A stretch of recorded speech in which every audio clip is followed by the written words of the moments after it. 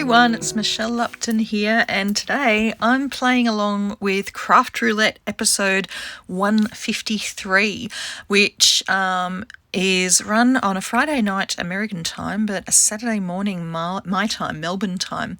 So I watched along with both Mary, Gunn, and today's guest was Biddy Penny, which was great fun. And I decided that while I made my card to fit the parameters, I would just pop up my phone and record it. So here you go, here's the video. So the parameters for today. The colour scheme was to use 2 different blues plus 2 other colours. You had to have rounded corners somewhere. You had to do some fussy cutting, and you had to have flowers. So these parameters were just heaven to me. I didn't find these difficult in the slightest. What the hardest bit was deciding which of my flower stamps to use, because I have quite a few. So I decided to go with this set from W+9. It's by far my favourite stamp set from Dawn at W+9. This one is called Kind Soul, and it's got this very large stamp of the flowers, which I quite like putting it so that it doesn't actually fit the whole stamp on the card, but sort of hangs off the edge. And I decided to do that twice on this card, but unevenly, so they're not sort of mirror images. It's not symmetrical on this card. But I wanted to keep this card a 1-layer card. So what I've got now is some Masking Magic, which is from Gina K Designs, and I am brand new to this product. A friend of mine, Deb, gave me some last weekend, so I'm trying it out and I am really enjoying it. So this is the fussy cutting part of the challenge today, and yes, it was a challenge. Yes, it took me a while. This whole video was originally almost an hour long, and I've cut it down to just over 10 minutes, and most of the stuff that I cut out was fussy cutting, and the rest of the stuff that I cut out was colouring. I also cut out the bits where I dropped my black ink pad and got ink all over my thumb and had to clean that off. I also cut out the bit where I dropped my spray bottle of Perfect Pearls in water, which I didn't even use for this card, but I dropped it upside down into my cup of tea and splashed my cup of tea across my workstation. So you'll be pleased to know that I haven't included any of those in this video. You're welcome. All right, so what I'm doing now is I'm just using my little craft knife to just cut out some of the little bits inside the image that are not actually leaf or flower, because those little bits need to be the same colour as the background, which I will be ink blending onto this card. So unfortunately my craft knife is not incredibly sharp today. I didn't do a really bang up job of this, but I got there eventually. It's all good. All right, so that's the bottom bit done. And one thing I learned about this Masking Magic is that not all of the backing tape came off at once. It has little strips, which actually makes it easier. If you know that it's there, makes it easier to remove the backing paper from it. But I didn't know it was there, so I had to actually pull off some little bits here and there to make sure I had it all there. Okay, I've cut out the second lot of fussy cutting of this bigger image and just making sure it's on nice and straight. I'm also going to be buffing it in with my bone folder, my Teflon bone folder, just to make sure it's all nice and stuck, because I don't want any of it to come up while I do my ink blending. So I'm using Distress Oxide ink in Prize Ribbon, which is the closest colour to Michelle Blue that is in the Distress line. And I'm trying very hard to concentrate the colour really close to the edge of my mask, but I don't want it to cover the entire card.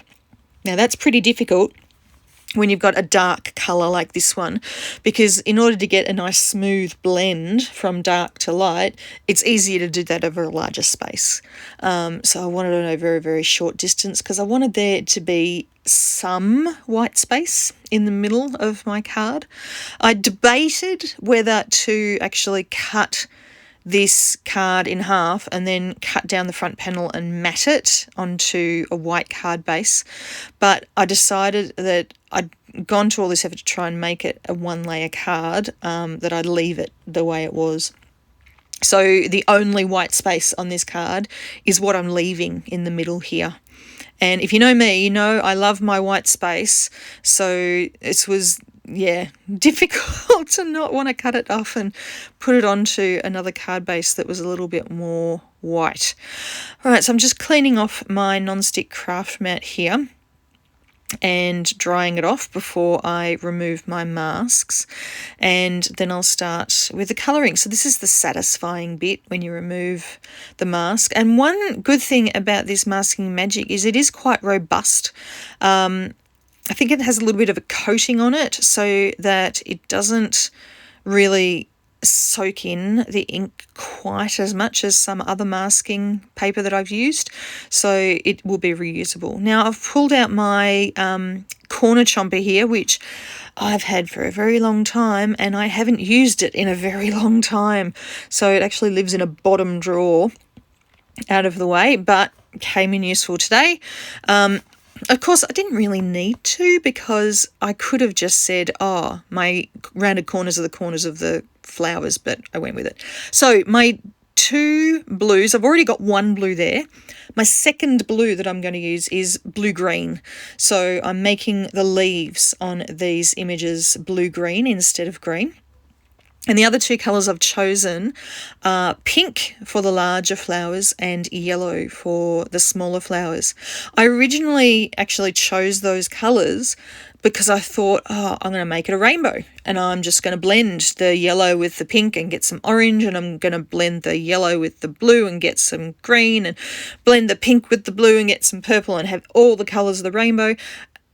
And then it just didn't happen. I just stuck with the pink and the yellow flowers, the blue-green leaves and the blue background. So, yep, that's what I ended up with. So I didn't want to spend ages colouring in these images. What I decided to do is start with the darkest of each colour family in the centre of each of the flowers, or at one end of the leaves, the end closest to the flower, and then just fade out to the paler colours towards the edges of the petals. So you can see I'm sort of going into the bits that would have been shadowed, or the bits that are deepest in the flower with the darker colours, and then bringing the colour out into paler pinks or paler yellows towards the edge. Okay, so I'm not spending a heap of time doing heaps and heaps of very careful blending here. I quite like the look of actually being able to see some of the brush strokes of the Copic brush tip. It's just a personal preference. Sometimes I go over and over things so that they're really, really well blended, but today was not one of those days. All right, so now I'm going in with a slightly darker yellow right in the very, very centre of these flowers. I've chosen another Copic marker still in the yellow family, so I'm not cheating, but it does actually look slightly orangey browny. And then I've gone back to the darkest pink that I started with, and I'm just going back into some of the little nooks and crannies. I've got Kathy Rakusen's voice in my head telling me, go into the nooks and crannies, just to darken up those little areas, just with the tiniest little dots of those colours. Now, these are the colours of Copics that I used. I know some people really like to know what colours. And I'm almost finished this card. All I really need is the sentiment, and I just decided to go with one of the sentiments that's actually in the same stamp set, this Hello, which is in a lovely font. And I am going to use the Ultra Obsidian black ink, which I find is just the most beautiful ink to use to give nice, crisp, dark black sentiments. It's one of my favourites. And now I'm just going to be finishing with some little embellishments. These are called Bubble Blowout embellishments, which are from Trinity stamps. And they just give just the right amount of detail onto a card like this. So that's pretty much it for today's card. Thank you very much for watching with me. I hope you go and give Craft Roulette a try and have a look at their website. It's full of lots and lots of inspiration. Bye.